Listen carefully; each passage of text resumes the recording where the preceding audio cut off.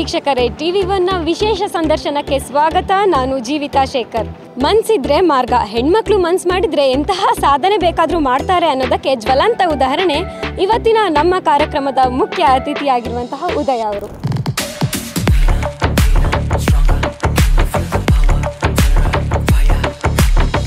ನಮ್ಮ ಕೊಡಗಿನ ಮೊಟ್ಟ ಮೊದಲ ಅಂತಾರಾಜ್ಯ ಬಸ್ ಡ್ರೈವರ್ ನೀವು. ಎಷ್ಟು ಹೆಮ್ಮೆ ಇದೆ ನಿಮ್ಮ ಕೆಲಸದ ಬಗ್ಗೆ?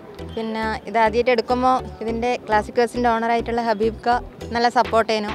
എടുത്ത് ഒരു കുഴപ്പമില്ല എന്ന് പറഞ്ഞിട്ട് ധൈര്യത്തിൽ അങ്ങ് എടുത്തേ. കുഴപ്പമൊന്നുമില്ല, നല്ല ഒരു ഇതേനു എക്സ്പീരിയൻസേനു. ಮೇಡಮ್, ಎಷ್ಟು ವರ್ಷದಿಂದ ಈ ಕೆಲಸವನ್ನು ಮಾಡ್ತಾ ಇದ್ದೀರಾ? ഞാൻ 2 വർഷമായി ഹെവി ലൈസൻസ് എടുത്തിട്ട്. പിന്നെ കുറച്ച് കാലമായി കാറ് ലോറി അങ്ങനെയെല്ലാം എടുക്കലുണ്ട്. ആദ്യം 2 വർഷം ഹെവി എടുത്തിട്ട്. ಮೇಡಮ್, ಬಸ್ ಡ್ರೈವರ್ನ ದೇವ್ರ ಸಮಾನ ಅಂತ ಹೇಳ್ತಾರೆ. ಯಾಕಂದರೆ ನಿಮ್ಮನ್ನ ನಂಬಿ ಒಂದು 50ರಿಂದ 100 ಜನ ಬಸ್ಸಲ್ಲಿ ಕೂತಿರ್ತಾರೆ. ಸೊ ಆ ರೆಸ್ಪಾನ್ಸಿಬಿಲಿಟಿ ಎಲ್ಲ ನಿಮ್ಮ ಮೇಲೆ ಇರುತ್ತೆ. ಅದನ್ನ ಹೇಗೆ ನೀವು ಭಾವಿಸ್ತೀರಾ? അത് കുഴപ്പമൊന്നുമില്ല. അത് എല്ലാവരെയും സപ്പോർട്ടും ഉണ്ട്. അങ്ങനത്തെ കുഴപ്പമൊന്നുമില്ല. ഈ ഒരു ധൈര്യത്തിൽ അങ്ങ് എടുക്കുന്നത്. ಈಗ ಬಸ್ ಡ್ರೈವರ್ ಆಗಬೇಕು ಅಂತ ಹೇಳಿದರೆ ಕ್ವಾಲಿಫಿಕೇಷನ್ ಇಂಪಾರ್ಟೆಂಟ್ ಆಗಿರುತ್ತೆ. SSLC ಕಂಪ್ಲೀಟ್ ಆಗಿರಬೇಕು. ಹೀಗೆ ಸೊ ಏನೆಲ್ಲ ಪ್ರೋಸೆಸ್ ಇದೆ ಮ್ಯಾಮ್? ನಿಮ್ಮ ಕ್ವಾಲಿಫಿಕೇಷನ್ ಏನು? ഞാൻ പിന്നെ PG സോഷ്യോളജിയാണ്. അത് കഴിഞ്ഞിട്ട് ഞാനിപ്പോൾ ചെയ്യുന്നത് PSC കോച്ചിങ്ങാണ് നാട്ടിൽ തന്നെ. ഞാൻ കാലിക്കറ്റ് യൂണിവേഴ്സിറ്റിയിൽ PG ചെയ്തിയ. ಮೇಡಮ್, ಇದು ಪಾರ್ಟ್ ಟೈಮ್ ಜಾಬ್ ಅಥವಾ ಫುಲ್ ಟೈಮ್ ಇದೇ ಮಾಡ್ತೀರಾ ನೀವು? പാർട്ട് ടൈം തന്നെ. ഇങ്ങനെ ഒഴിവ് സമയങ്ങളിൽ ഇങ്ങനെ വരുന്നതാണ്.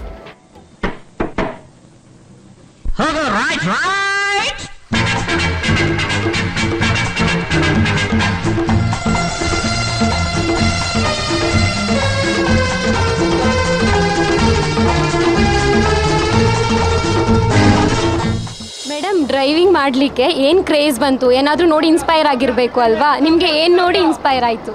വണ്ടി എനിക്ക് ചെറുത് മുതലേ ഓടിക്കാൻ ഭയങ്കര ഇഷ്ടമാണ്. പിന്നെ ഞാൻ ഒരു 6ാം ക്ലാസ് 7ാം ക്ലാസ് എടുക്കുമ്പോൾ ഞാൻ ബുള്ളറ്റും അങ്ങനത്തെയെല്ലാം എടുക്കുന്നതാണ്.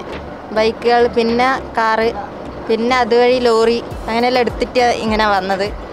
വീട്ടിൽ 407 ലോറി ഉണ്ടേനു. അതെല്ലാം എടുത്തിട്ട് ഒരു ലെവലായി.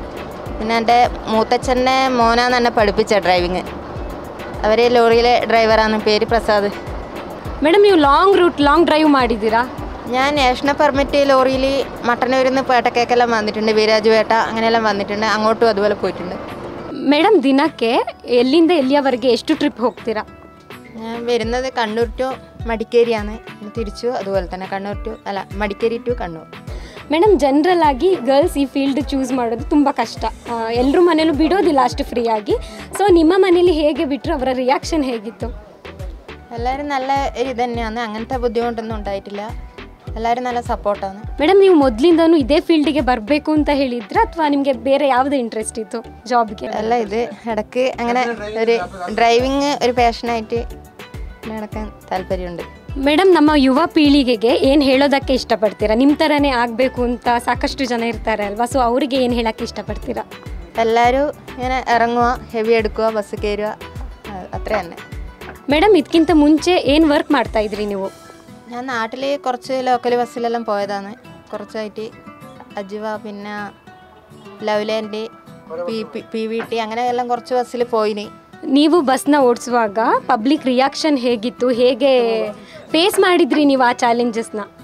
നല്ല തന്നെ. ഇതിൽ കയറുന്ന ആൾക്കാരായാലും നല്ല സപ്പോർട്ട് ചെയ്യുന്നു.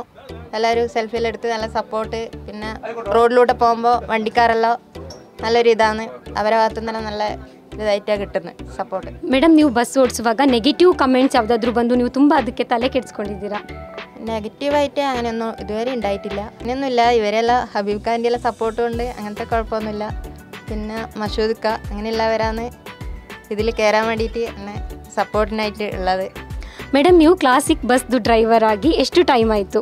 4 ദിവസമായി ഞാനിങ്ങനെ ഇതിൽ വരുന്നത്. ಮೇಡಮ್, ನೀವು ಕ್ಲಾಸಿಕ್ ಬಸ್ ಡ್ರೈವರ್ ಆಗಿದ್ದೀರಲ್ಲ, ಸೊ ಕ್ಲಾಸಿಕ್ ಬಸ್ದು ಓನರ್ ಆಗಿರ್ಬೋದು, ಕಂಡಕ್ಟರ್ ಆಗಿರ್ಬೋದು ಅಥವಾ ಕ್ಲೀನರ್ಸ್ ಆಗಿರ್ಬೋದು, ಯಾವ ರೀತಿ ಸಪೋರ್ಟ್ ಮಾಡ್ತಾ ಇದ್ದಾರೆ ನಿಮಗೆ? എല്ലാവരും നല്ല അവരെ ഒരു സപ്പോർട്ടിലാണ് ഞാൻ ഇത്രയും ദൂരം എടുത്തു വന്നത്. എല്ലാവരും സപ്പോർട്ട് തന്നെയാണ്. ഒന്നും പേടിക്കേണ്ട, ധൈര്യത്തിൽ എടുത്തോന്ന് പറഞ്ഞിട്ട് ആ ഏരിയയിൽ അങ്ങനെ എടുത്തിയാണ്. ಮೇಡಮ್, ಬೆಳಗ್ಗೆ ಎಷ್ಟೊತ್ತಿಗೆ ಬಸ್ ಟೈಮಿಂಗ್ ಸ್ಟಾರ್ಟ್ ಆಗುತ್ತೆ? രാവിലെ 6 മണിക്കാണ് കണ്ണൂരിൽ നിന്ന് ടൈം സ്റ്റാർട്ട് ചെയ്യുക. 8:45 ഇങ്ങനത്തെ. പിന്നെ പേട്ടക്ക്. പിന്നെ ഇവിടെ 11 മണി കഴിയും.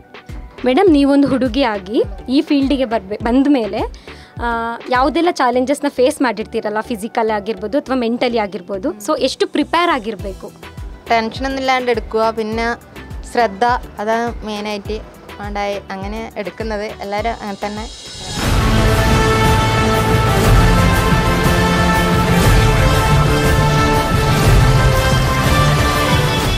ಈಗ ನಮ್ಮ ಜೊತೆಗಿದ್ದಾರೆ ಕ್ಲಾಸಿಕ್ ಬಸ್ನ ಓನರ್ ಆಗಿರುವಂತಹ ಅಬೀಬ್ ಸರ್ ಕಾರ್ಯಕ್ರಮಕ್ಕೆ ಸ್ವಾಗತ.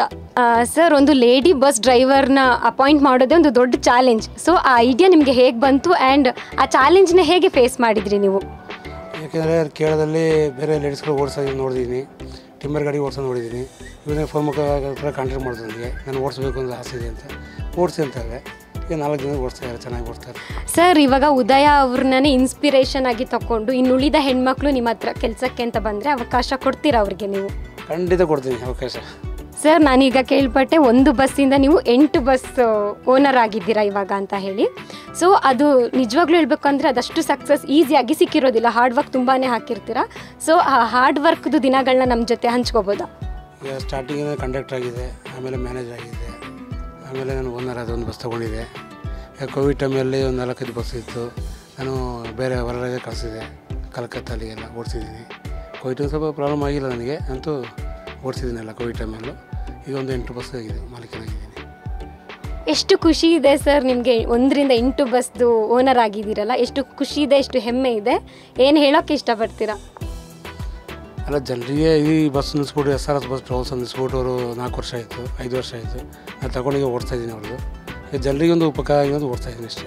ಸರ್, ಲೇಡಿ ಬಸ್ ಡ್ರೈವರ್ ಬಂದ ಮೇಲೆ ಕಲೆಕ್ಷನ್ಸ್ ಹೇಗಿದೆ ಕ್ಲಾಸಿಕ್ ಬಸ್ಗೆ? ಕಲೆಕ್ಷನ್ ಒಂದು 200 ರೂಪಾಯಿ ಜಾಸ್ತಿ ಆಗಿದೆ ಈಗ. ಈಗ ಜಾಸ್ತಿ ಆಯಿತು ಕಲೆಕ್ಷನ್, ಇನ್ನೂ ಜಾಸ್ತಿ ಆಗುತ್ತೆ ನನ್ನ ಅಭಿಪ್ರಾಯ. ಸರ್, ಇವಾಗ ಉದಯ ಅವ್ರನ್ನ ಅಪಾಯಿಂಟ್ ಮಾಡಿದ ಮೇಲೆ ಅವರಲ್ಲಿ ಕಂಡಂತಹ ಪಾಸಿಟಿವಿಟಿ ಏನು ಅಂತ ನೀವು ಹೇಳಬೇಕು ಅಂದರೆ, ಪ್ಯಾಸೆಂಜರ್ಸ್ನ ಬಸ್ಸಿಂದ ಇಳಿಸುವಾಗ ಆಗಿರ್ಬೋದು ಅಥವಾ ಹತ್ತಿಸುವಾಗ ಆಗಿರ್ಬೋದು, ನಿಧಾನ ಎಲ್ಲ ಹೋಗಬೇಕಾಗುತ್ತೆ. ಸೊ ಇವರು ಎಷ್ಟು ಅದನ್ನು ನೋಡ್ಕೊಳ್ತಾ ಇದ್ದಾರೆ, ಸೇಫ್ಟಿ ಮೆಜರ್ಸ್ನ ಚೆನ್ನಾಗಿ ನೋಡ್ತಾರೆ, ಓಡಿಸ್ತಾ ಇದ್ದಾರೆ, ಪರವಾಗಿಲ್ಲ.